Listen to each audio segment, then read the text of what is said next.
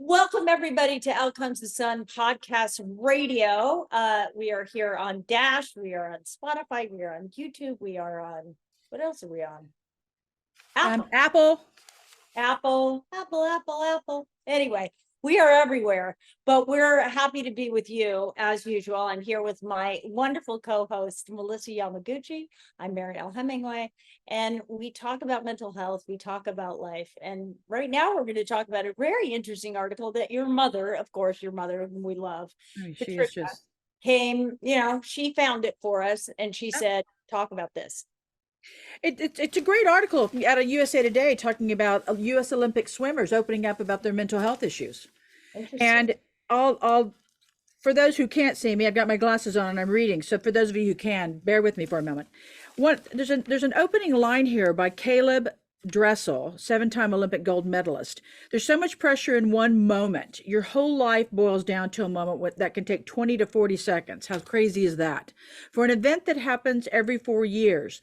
I wouldn't tell myself during this during the meet, but after the meet, looking back, it was absolutely terrifying and it wreaks havoc on your mindset.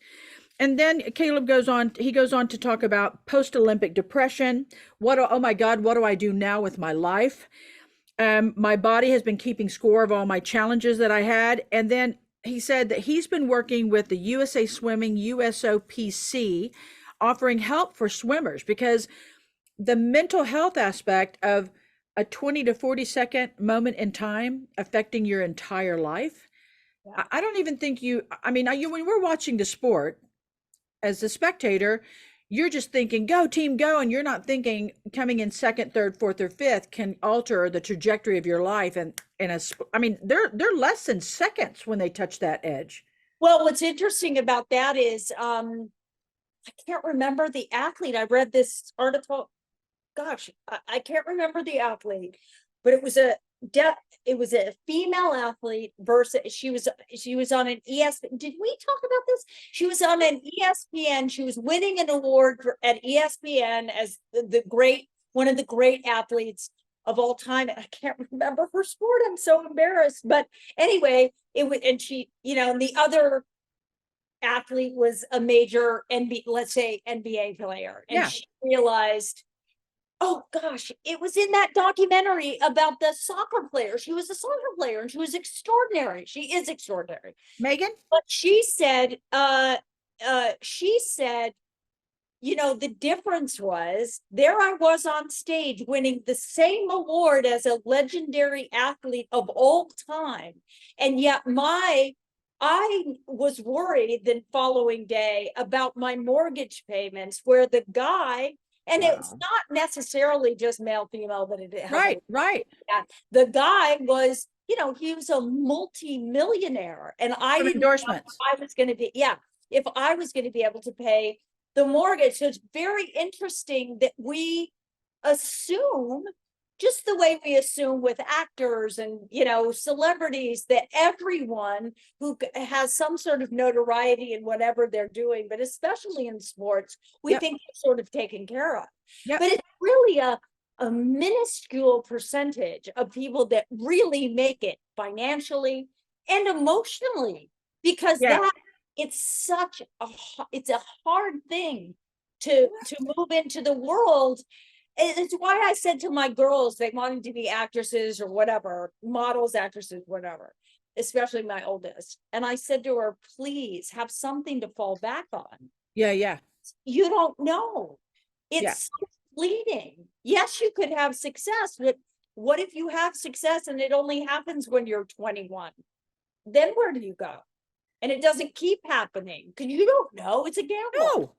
Yeah, well, it's very hard with sports. It's very hard because they put their body, their mind, their spirit, their soul, their families are behind them. And then you have this, and that's what's so crazy about the Olympics, is that it's this one moment of glory, right? Every 4 years. But, every 4 years, but it's like we forget about them in a way until they're shining again. And they're training away. And this article goes on to talk about how Simone Biles, Naomi Osaka, the tennis player, and this gal, forgive me, I got to put my glasses back on here. Simone Manuel, the 5-time Olympic medalist. All three of these guys said, I've got to pull back for my own mental health. I'm not going to compete. And they receive so much garbage from announcers on sports centers and different and writers and newspapers were just saying, give me a break. You guys are you're heralded in front of the world. You're our Olympic athletes, you're our heroes and gods and goddesses, and now you need a mental break. Give me a break. And by them being poo-pooed in the media, Simone Biles, the great Olympic athlete, said, I don't care. This is for me. I'm pulling back. And then she came back to hit even greater records when she returned because she knew what she needed. So we applaud her. But every one of these athletes who says, I need a mental health day, mental health week, mental health break. It's just, if they had said, I have a torn meniscus, we would say, oh, okay. Yeah, of course. Okay. Right. Give them time. It's not fair.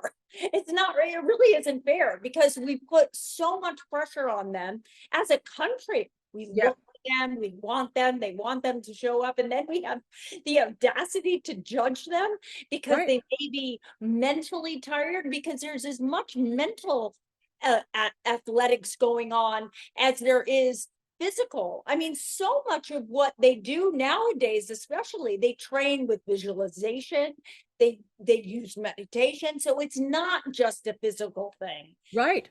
So they do need a break. And also, look at how young they are. They're young. We have them to think like, they've been on the planet for a 45-year-old business person. Right. Exactly. You and I talk a lot on the show about addiction because you and I both have been touched by addiction in our families. And I can't help but think the addictive, compulsive nature that is required to become an Olympic athlete. In order to be an Olympian, you have to be laser focused, dedicated. Your mental, emotional, spiritual, and physical aspects of you, social aspects, are all dedicated to this one thing. So that when it's over, I can imagine if you don't have all these endorsements and you're not on the cover of Wheaties cereal box or whatever, what is your life? So that a lot of them are turning around looking like, where's my offer to announce at the sports awards or to be on ESPN's, what they're all looking. And if they don't have it, what are we doing for them?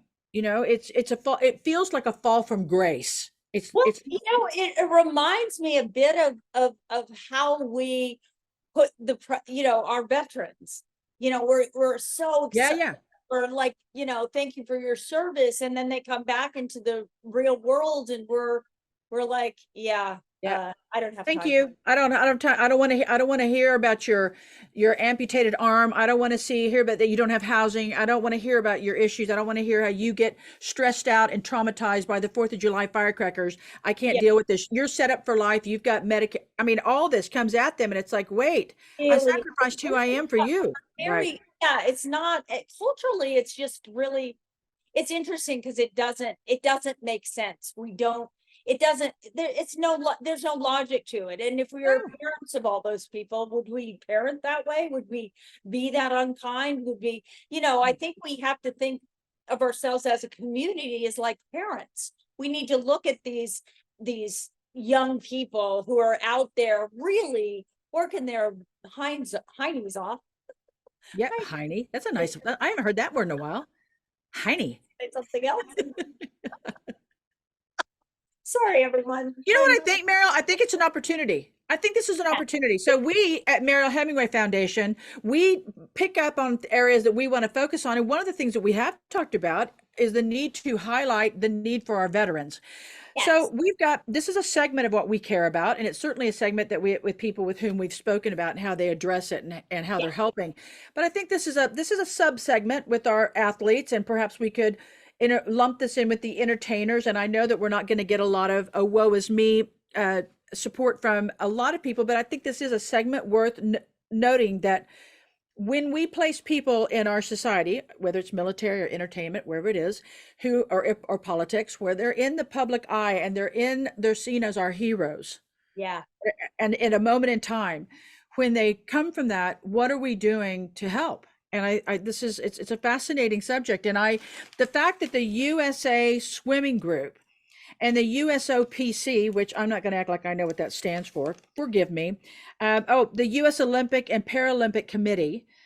Right. They've hired directors of mental health services and licensed mental health care providers to try to help, because they recognize enough of their athletes have come forward and said, we need help.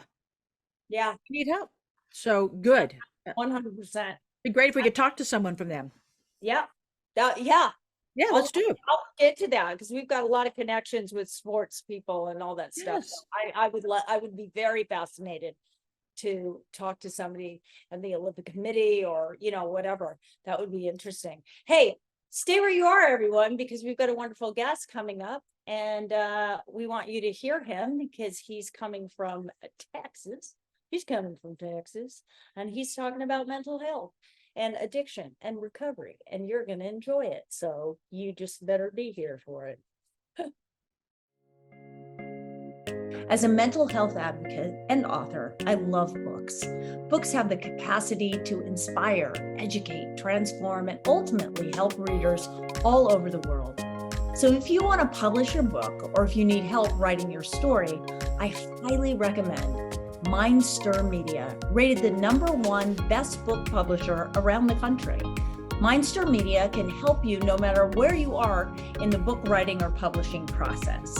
Go to mindstirmedia.com to learn more and schedule a consultation. Welcome back, everybody. You are listening to Out Comes the Sun Radio, and I am here with Melissa Yamaguchi, and I'm Mariel Hemingway, and we have an amazing guest today. His name is Brian Samford, and he is working out of the Arbor, which we talked to his executive director, I hope, we talked to Justin Harvey. Anyway, we talked to him. He was wonderful, and he recommended that we speak to you. And I'm so excited about it because he really he's come to recovery because he was inspired by his own kind of downfall. And I think we all come to understanding recovery when we have our stories to kind of rely on or fall back on or fall into or something. Exactly. Anyway, yeah, it's incredible because you really do have a story to tell of your own. And I think that always brings credibility to somebody's recovery journey, right? Just your ability to say, I have been in that place of helplessness and not knowing what to do, and I didn't know where to go, and yet here you are. Has someone been telling you my story? Well, you know what they say, what you see depends on where you stand. So that's exactly right. If you stood there, right. Exactly. So yeah, tell us a little bit. Tell us where you work and how you got to the place that you are right now, helping so many people, not just in Texas. You're helping people around this country in recovery in ways that are very meaningful and actually very long lasting, which I think is so incredible. So tell us a little bit about your story, and then we'll dive into some of the unique and wonderful things that you have to say. Okay. I'm a classic story. As with Justin, I went to treatment many decades ago. Right. And I'm a recovering alcoholic and drug addict. And I went to treatment, and the reason I'm doing what I'm doing today is because there was this counselor. And this counselor seemed like he really cared about me. And I couldn't get over that. Why does this person that doesn't know me care about me? Wow. And right then and there, I said, I want to be like him when I grow up. Yeah. And that's really what started me on the journey of becoming, first of all, I became a licensed chemical dependency counselor and just continued in school. And, I was able to complete a PhD in marriage and family therapy. And I have been working in mental health and chemical dependency, like I said earlier, for about 32 years. And I've pretty much done everything you can do. I've been in private practice. I've done expert witness. I've worked in maximum security forensic units. I've worked in residential treatment, outpatient treatment, pretty much everything at this point. And I have to say, my favorite thing to do is I love working with families that are really struggling with addiction issues, that have a loved one that has an addiction issue and they just don't know what to do. Yeah. I absolutely love working with families. That's amazing. Because there is solution for families regardless of what their loved one does. That's so important to hear from somebody who's dealing with families a lot. And I think we often forget that the entire family unit is affected by what this one person is doing. It's not just what they're going through is not painful and difficult and challenging, but it's so hard on a family. And if there's a lack of understanding and there's a lack of help for that family, because your support team is really what's going to guide you through, don't you think? Oh, absolutely. And that's one of the big issues that we focus on at the Arbor is you have to give support to the family because they're all in it together. And, you know, like I said, I've been around for a long time and I've seen a lot of programs that focus primarily just on the individual, and the family's completely neglected in that process. And if the family doesn't change, there's a good chance that the individual will fall back into old patterns. And it's important to have the whole system involved in the change. Oh, that's a major part of their environment. You made a comment when we were starting the show, Brian. First of all, I want to say, let me backtrack for a minute. I admire the fact that you've ridden in every car on the train, because I think when you just sit in one car on the train, you don't understand how it operates. So I always admire someone who can navigate around the entire thing. So the fact that you've worked in almost every single aspect of this just gives you not only more credibility, but greater insight and more understanding, wide range. But you said something before we started, we were doing sound check, and you said that families today are different, that oftentimes the families today are the number one source of sabotage. And I want to hear from you on that. And if I may, I want to throw a little I understand in with that. I have a family member who has struggled with substance abuse on and off 20 years. And he's in rehab right now of his own choice, went in on his own volition and really wanting to stay clean. So he goes back in for his little checkups to keep himself there and take extra classes so he can stay strong, because he doesn't have that support that you're talking about. And he does have a family member who has gone to the family gatherings. I've never been to one of these, so if I'm not using the right nomenclature, please stop me. But he had a family member come into a family gathering, almost like the Al-Anon aspect of it, and was bad-mouthing him, bashing him so hard that the counselor asked the person to leave. And then the counselor was talking to my family member and said, I think I have a clear understanding of what you've been going through. And it is my advice that you stay away from this person for your own safety, mental health, and potential recovery and ongoing recovery. So I was always, and I've spoken to Mariel about this out of respect for everybody. I'm not using gender identifiers or names, but I've always been so flabbergasted that a family member would sabotage the betterment of someone that they love. So I really am anxious to hear from you on the shifts that you've seen that prove that. Well, and thank you for sharing that story, by the way, because it's that process of, I say this to parents a lot, is fortunately, I've never had a child that has had an addiction issue, and I can't imagine anything worse than having a child that has an addiction issue that's potentially fatal. I mean, that's just got to be horrible, because it's a chronic condition. It's not like an acute, they get sick, you take them to the hospital, they get better and it's done. This goes on for years, and it's just got to be horrible. Yep. But what occurs in families is there are numerous dysfunctional patterns that are created in families. And a lot of those patterns we're not even aware of. And those patterns often support addictive behavior. Even though everybody in the family loves each other and they don't want it to happen, they just don't know how to do different. Right.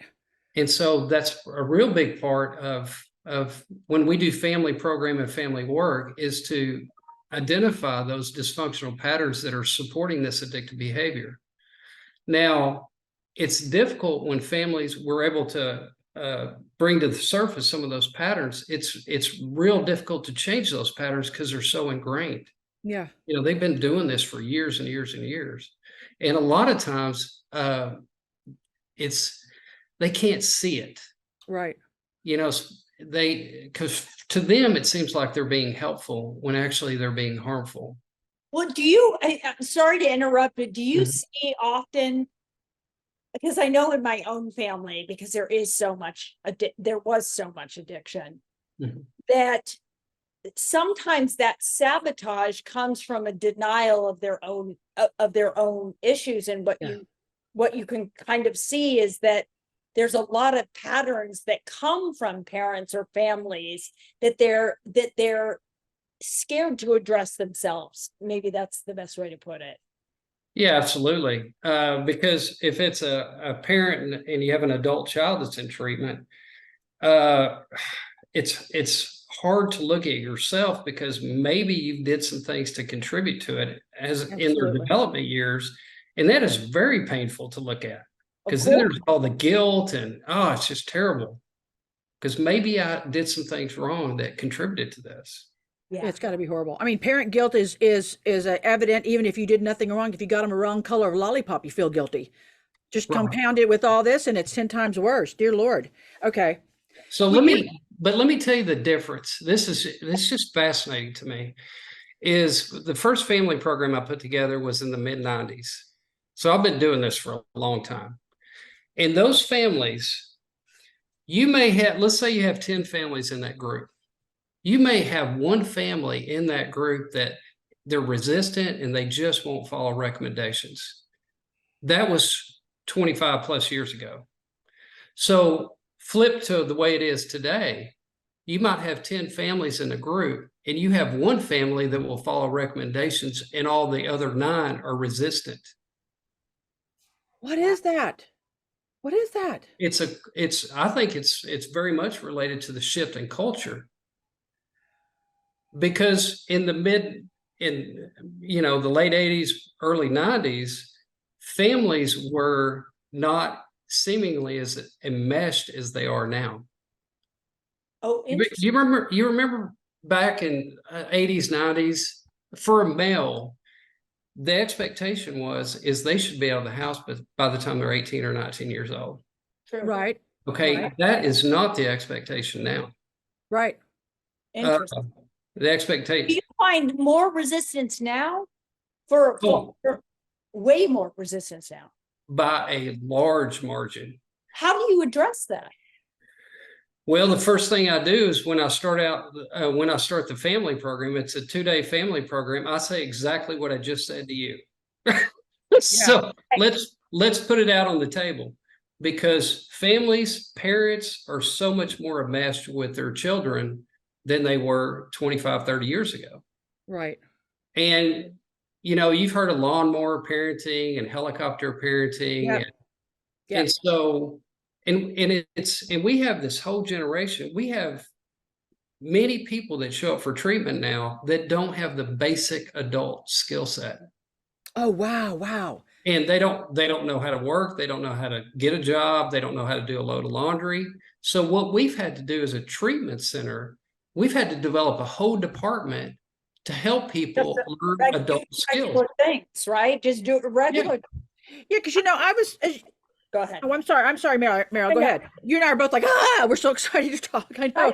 Well, I mean, Melissa and I talk about this a lot because I think that younger people these days, I hate to say that, but because I'm not one of those younger people anymore. We'll talk about how I walked in snow in a minute. But they're not raised with those regular routines. Nobody has, I grew up with chores. I grew up with things that I had to do, and kids don't have that kind of like I always say, like, even if you grow up wealthy, you should know how to make your own bed. I know that sounds simplistic, but honestly, kids they're not taught the regular things that we were brought up doing. It was your night to wash the dishes. It was your night to do the laundry. It was, whatever. Those were tasks that, I mean, it was just part of being in a family, but our family tasks have kind of been destroyed. Right. And now you have parents that are really doing all the tasks. Yeah. Wow. And you look at a lot of families in the power position that the child actually has a higher power position than the parents do. And the parents are catering to and that's a shift in the culture. And it's interesting. I'm sorry, Brian. I'm dying to say this, and please forgive me. I'm like someone who's got ADD right now, and I'm not making fun of people who have ADD.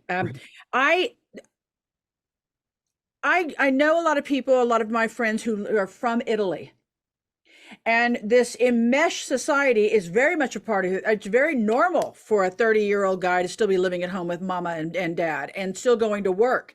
And they don't appear, unless you've got better data than I do, and I'm sure you might have, they don't appear to have the same issues that we have. Is that because it's a long-standing culture, a known, that the guy's probably going to live at home with mom, or has that even shifted? Are you aware of that? Am I reaching too far out of your purview?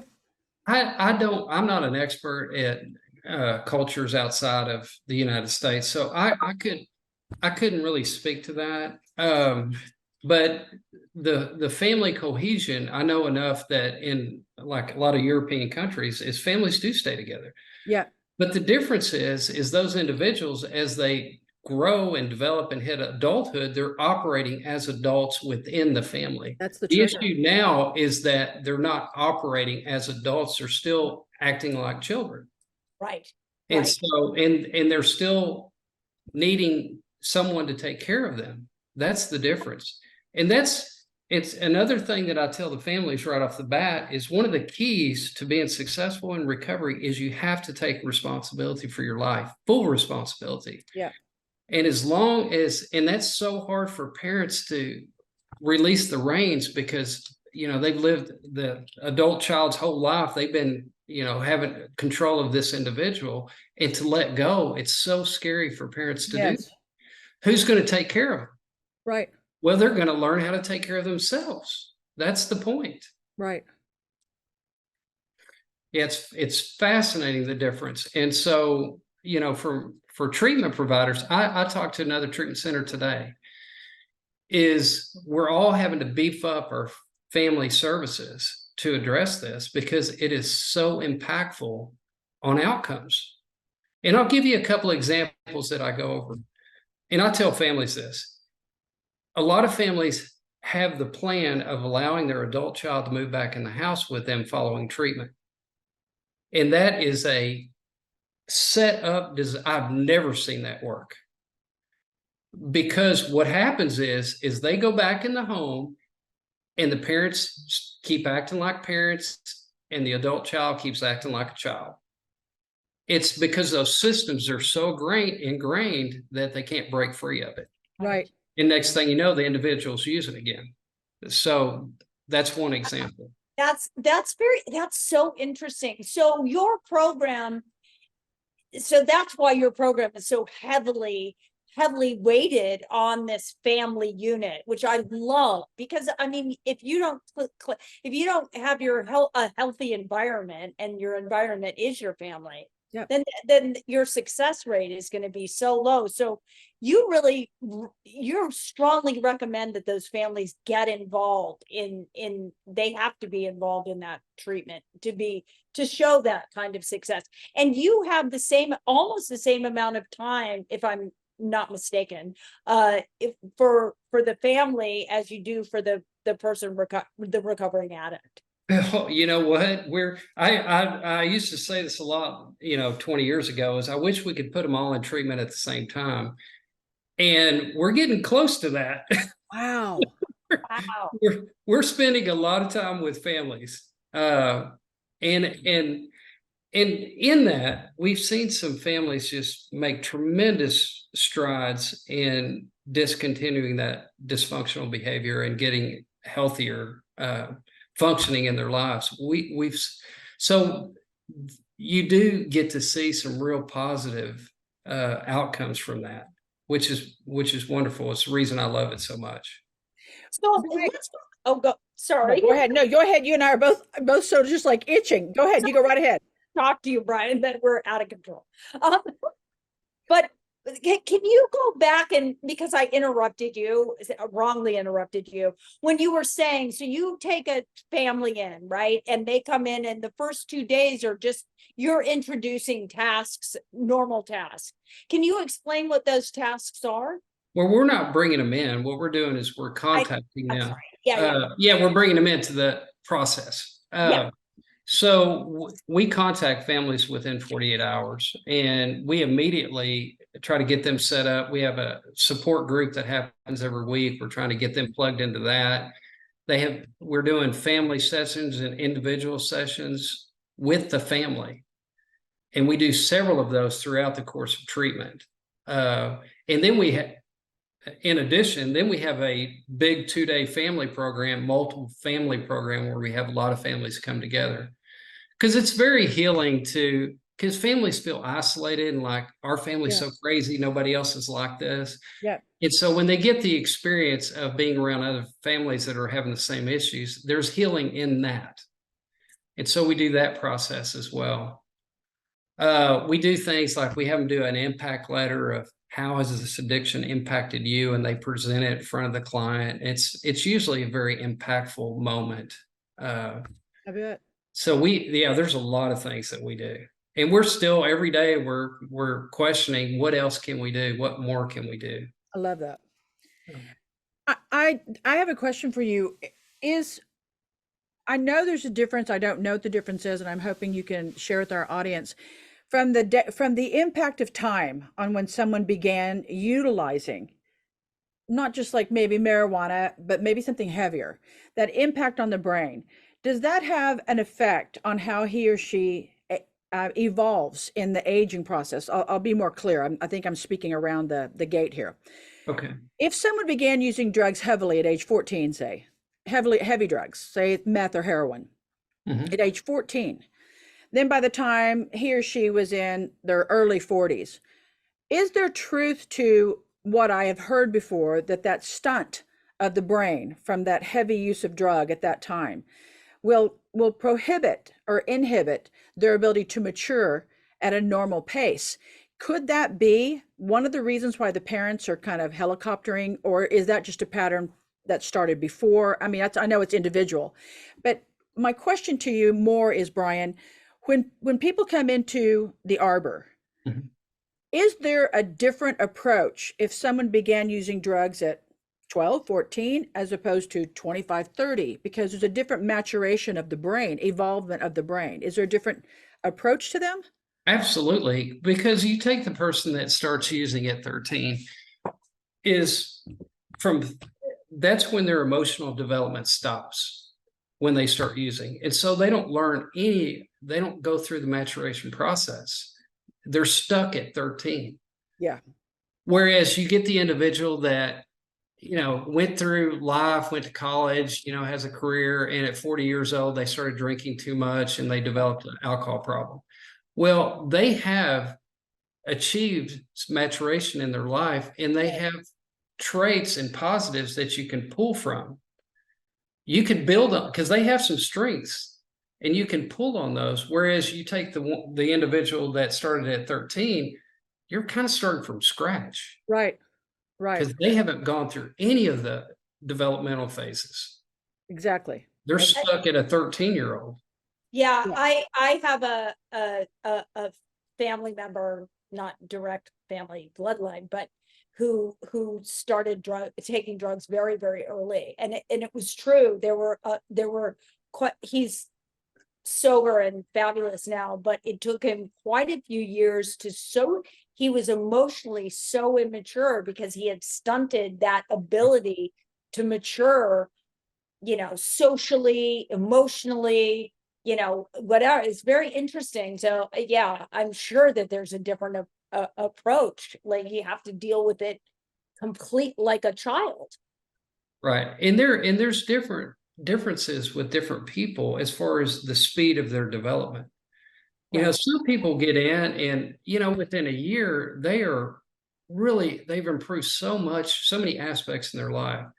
Whereas that individual that started using at 12, that first year, they're just an emotional basket case. I mean, they're Right. still trying to get anchored.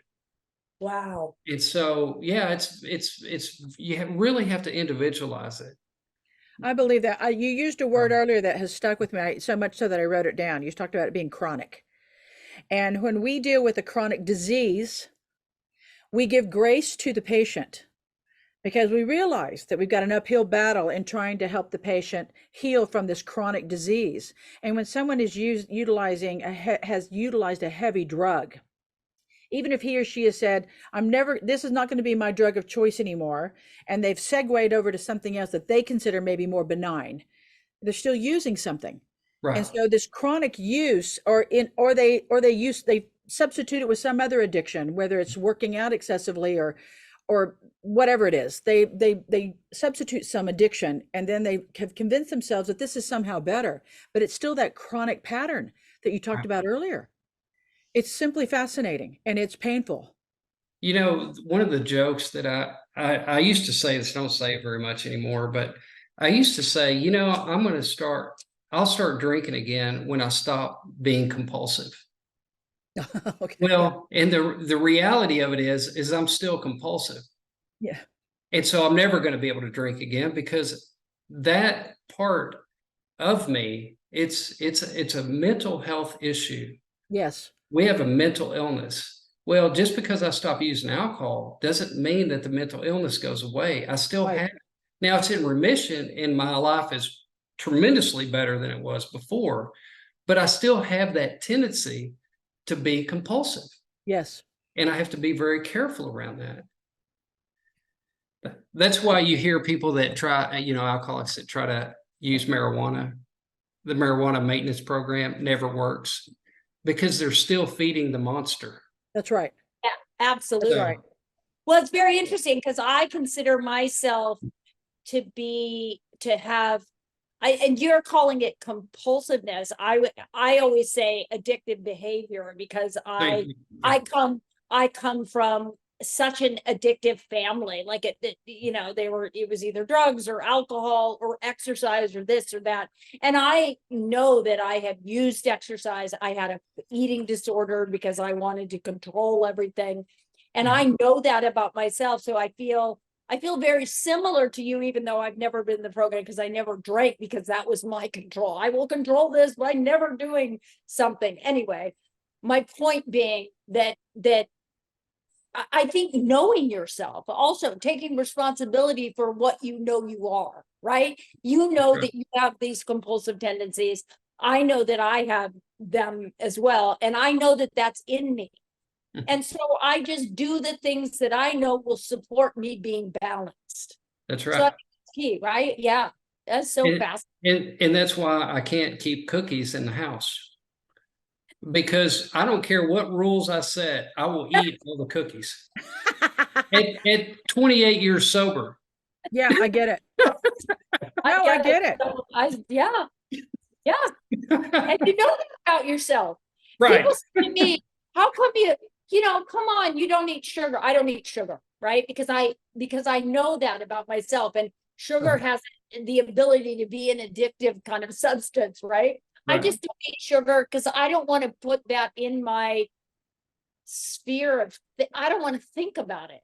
Brian, you don't want to have her birthday cake. You don't want a birthday cake, I'm telling you right now. I used to do that thing. There's a Thelma, you remember that scene in Thelma and Louise where she keeps going back to the freezer, taking a bite off the Snickers bar until it's all gone. She keeps putting it back and then she gets it out and she cuts on it. That was me. And then all of a sudden the loaf of bread is entirely gone. I'm like, damn. Yeah, that's anyway, it. No, I totally understand. But it's interesting because I think with addiction and all of that, it really is about taking the first step is take responsibility for this, even as a family.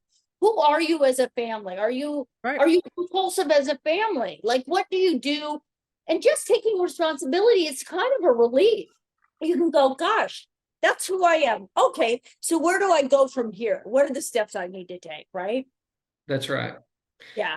That concept, that is the challenge. That is the big challenge for people that are trying to get in recovery. And it's the big challenge for families. Yeah. It's because I have to, as a family member, I have to take responsibility for my contribution to this because everybody's contributing to it. Yeah. And when you do that, then you can get into the solution, into the change. Yeah.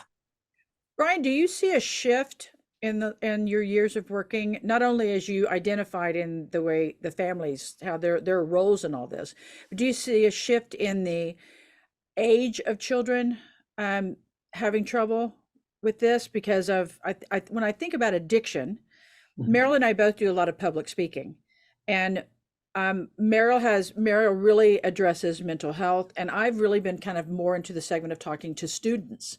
When I've noticed over the years talking to students that a lot of them are facing issues that I didn't face in high school and college. I didn't face in middle school, certainly. I know with the advent of social media, as we all have been beating the drum of social media for years and what it's doing to us, I didn't have the social pressure growing up. I didn't have to worry that somebody down in at the border of Texas, for the love of God, was going to see me do something I shouldn't be doing on social media. You could have been seeing me do something, Brian. So That's right. we didn't have to worry about that, right? So I'm wondering if you're seeing a shift in the age of when people are first giving into or being exposed to drugs and addiction. Well, this is going to be interesting because I don't see a shift in the age. What I see a shift in is the type of drugs that are available, which is a major difference. I remember in high school, alcohol and pot, and every now and then you might know of somebody that knows somebody that knows somebody that may have some heroin, but you've never seen it. Yeah. They just weren't available. And now in schools, you can get anything. Yeah. And the drugs are so much harder that are accessible. And it's such a more dangerous environment. Fentanyl. Fentanyl has changed the game. Yeah. Yeah. Those drugs are fatal. And if you get the wrong, if there's fentanyl and something, laced with something laced with it. Right. We hear about it all the time. Yeah, we've had several clients overdose in the last 2 years. And it is so incredibly dangerous because you don't know that dose could be the one. Right. And we've also seen people that didn't even know they were using it overdose and die. That's right. And so those type of drugs weren't available 30 years ago. No, not at all. I remember kids we'd talk about in the back of a magazine to be something like a Black Molly, and I never even knew what it was. I mean, people talking about Black Molly. It sounds like a Black Sabbath song. I wasn't sure what was happening. Yeah. I think you're dating yourself now. Hey, I'm loud and proud. I don't care. That's amazing. I know what you're talking about. Yeah, exactly. Brian, you're a wealth of information. We're so grateful to have talked to you, and I hope you'll come back and tell us about more of what you're doing at some point, because I think you're super successful in this space that is not, you don't we're out in Southern California. There's a lot of recovery centers, but recovery centers for the most part, and this is not the norm, I'm generalizing, but for the most part, these 30-day programs, it's not enough time. It's not that what they're doing is not good. It's just not enough time. People need time to recover and heal. And I really respect what you're doing at the Arbor. I think it's extraordinary because you're giving not only the addict, but the addict's family time. Time to heal, time to find their solution into their recovery. And that's really what, Melissa and I just want to help. I want to direct people that are near, Austin, Texas, or wherever the Arbor is, to know that there's a place out there that you're seeing success. And that's huge. Oh yeah. Mm-hmm. Oh yeah. So if you want another topic for another session, we can talk about 30-day treatment. Don't get me going on that because I can talk for a long time about that. You'll talk for 30 days straight on that. Just let you run. We'll just let you run, Brian. Thank Okay. you so much for joining us. It really is. It really is a pleasure to speak with you, and thank you again for the success that you're having. Again, tell us the website. It's Arbor. You can thearbor.com. Thearbor.com. Yeah. Okay. If anybody's interested, please go there and check it out because they're really making a difference in the world of addiction and recovery. And that's huge for families. And I love that. I love that you think about that. So thank you so much for being a guest, Brian. We're thrilled. So Thank you very much. It was great. Thank you, Brian. Take care. Well, that was, as you called it, that was a great conversation. Brian's a wealth of information. And don't worry, even though he is from North Texas, I still trust his word. Being an Oklahoma girl, I still trust him. Well, I want to share with you guys today about roads and the impact of traffic and the impact of the energy from roads around your home or your business. The strength of the traffic on the road is how we measure in feng shui the impact of that road on your home or building. Now, as you can imagine, the roads around your home have a more harmonious energy because there's not the speeding traffic and it's not constantly moving in front of you and it's not a highway.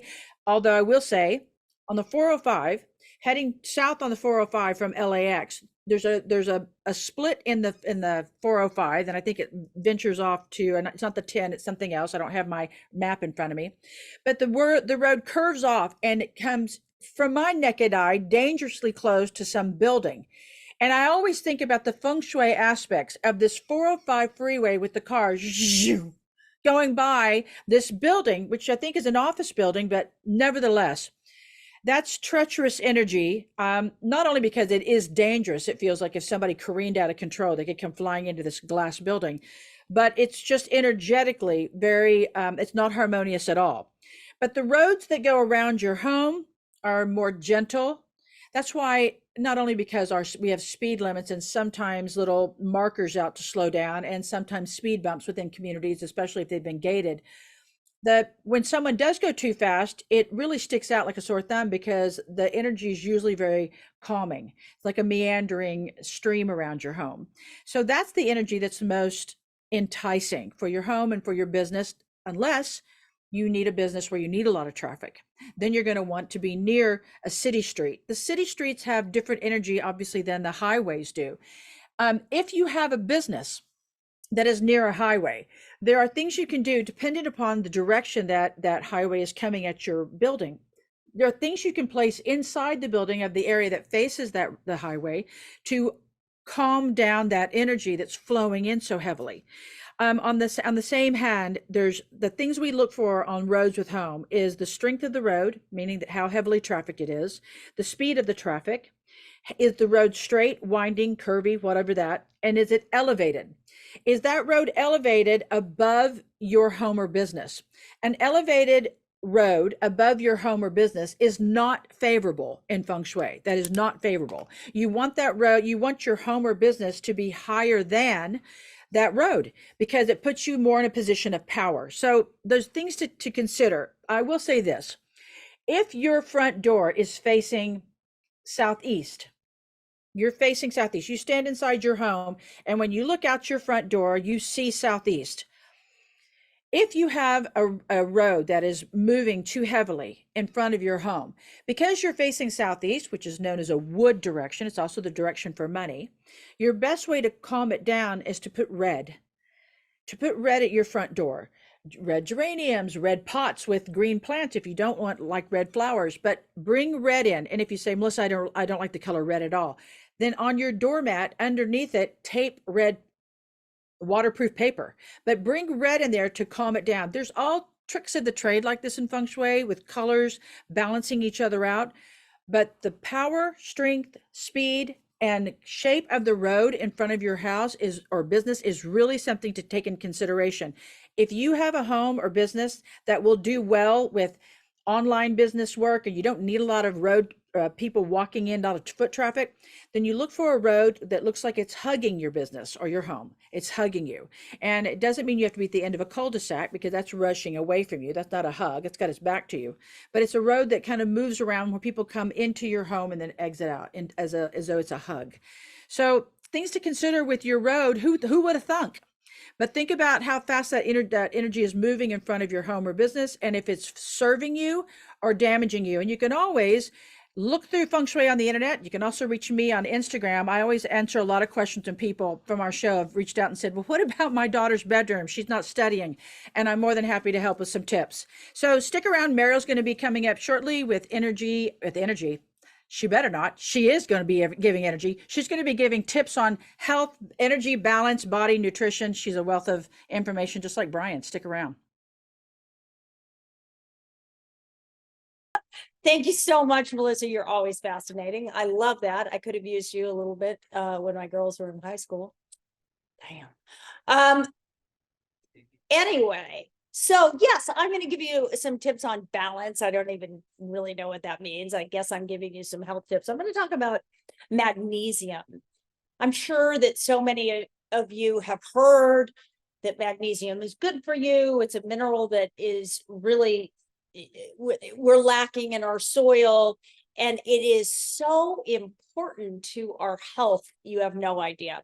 Let me tell you some of the things that magnesium can do. It can lower the risk of sudden cardiac death by 77% if you have enough magnesium in your body.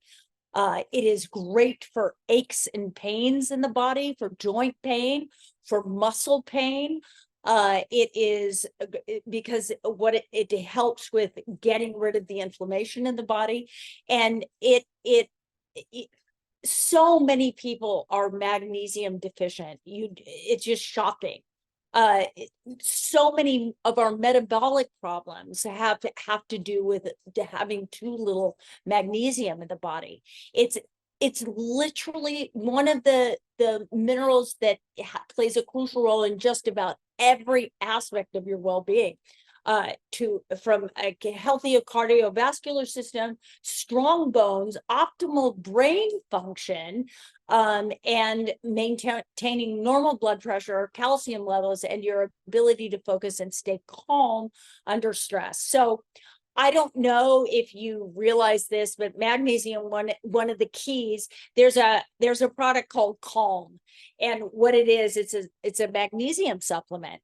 And it's magnesium, I think it's threonate, because that is the best for sleep. But it helps calm you down. It's also great for your digestion. I know that for me, it's just the mineral that it's a go-to mineral. Bobby is a major athlete and he works out all the time. He needs at least 600 milligrams of magnesium. Now, that was me just talking about Bobby. That's not recommended for everybody. He's a major athlete and needs all kinds of, he needs large doses of certain things. It helps healthy blood pressure and circulation. It keeps the lining of your blood vessels and arteries smooth and elastic. It promotes healthy muscle and nerve function. It increases bone density by regulating calcium transport. So what you may not know about calcium is that calcium, when you just take calcium alone, it literally will kind of accumulate in your body, and it flakes off and it doesn't absorb into the bones. But magnesium helps that to transfer into the body. It balances your moods and gives you a sense of calm. And here, we know that at Outcomes the Sun, we talk about mental health. So magnesium is a big help in my life to create a sense of calm, especially before sleep. But it's so good. Our friend Zach Williams has a product called Mood Choose, which is actually for it's a magnesium, and he has other minerals in there, and calcium, I think, and I think GABA. But it really does present give you a sense of calm and ease in a day that is full of stress. So please just know that magnesium is super, super important. Also, if you didn't realize this, they make sprays of magnesium that you can put on sore joints or muscles, knees, hips, whatever muscle, necks. And when you rub that in, it absorbs very nicely into the body and can be very helpful topically. So I just wanted you to know about magnesium and how important it is in my life. Remember, I'm not a doctor. I'm just giving you ideas that have helped me in my life. So what milligrams did you say? Bobby takes 600 milligrams. I know, but I mean, what do you take? That's it. I take one capsule. I think I want to say it's 100 milligrams. Let me look it up. I have to look it up because I don't know. Because I think typically when I've gone to like Sprouts or a health food store, I'll see 150. And I didn't know if that was like a normal milligram dosage. And I've seen up to 350. So I wasn't sure. Right. 100 grams. Let me see. Hang on. I'll look at serving 1 scoop, 200 milligrams, they're saying. So 200, I think anywhere from 150 to 200 is probably a very reasonable. We're so lacking in magnesium that it's incredibly good for you. I mean, I just know that it has been a real balancer for me. I've had digestive issues, kind of like clears them up. If you have any issues with constipation when you travel, if you take magnesium with you, that will not be an issue. Wow. I don't know. It's kind of one of those really magical things magical magnesium. That's it. We're going to come up with a new brand. That's what I'm going to call it. Magical magnesium. Anyway, this is great. What a wonderful show. I appreciate you, Melissa, as my wonderful partner, coming up with great things to talk about. That was fun talking with Brian today. And talking about a place that I think is important, making a difference, and all we want to do here at Out Comes the Sun and the Mariel Hemingway Foundation is give you places to go, places to look at so that you can find your solution for your mental health issues. And as you know, everyone, the Mariel Hemingway Foundation wants to, our aim in life is to become a resource navigator so that we can give you solutions for your mental health issues, no matter where you are in the country. It hasn't happened yet, but we are getting closer every single day. So thank you all so much for your support. We love you. And are you just pulling your ear like Carol? I'm doing a Carol Burnett moment. No, my ear's like super hot and I don't know why. Have you ever had that? Like just weird, like my ear just got hot. Maybe it's a lack of magnesium. I'm gonna go spray some on my earlobe in 5 seconds. I had that happen. Anyway, come back, everybody. Our ears will be fine, and so will yours. We love you all very much. Thank you.